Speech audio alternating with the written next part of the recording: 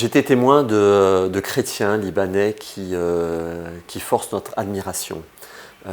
Ils veulent rester, ils nous donnent une leçon de courage, de fidélité et d'espérance. Et parfois, quand on parle des chrétiens d'Orient, on peut parler d'eux comme des églises persécutées, ce qui est vrai pour une part, évidemment, mais ils n'ont pas besoin de notre pitié. Ils ont besoin de notre prière, ils ont besoin qu'on parle d'eux, ils ont besoin de notre soutien voilà, humanitaire, financier. Merci à tous les donateurs qui soutiennent l'œuvre d'Orient.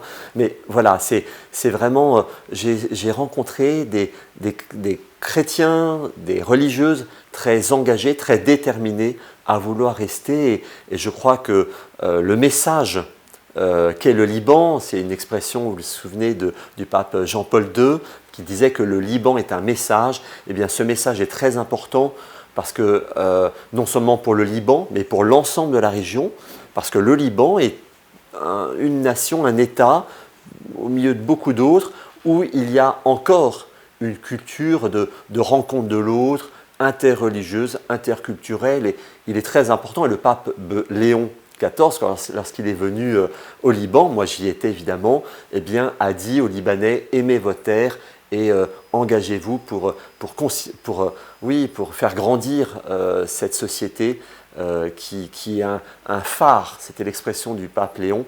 Le Liban est un phare pour tout le Moyen-Orient, disait le pape Léon, et c'est très important que ce message du Liban demeure pour les Libanais et pour l'ensemble de la région, mais aussi pour nous, par le témoignage qu'il nous donne.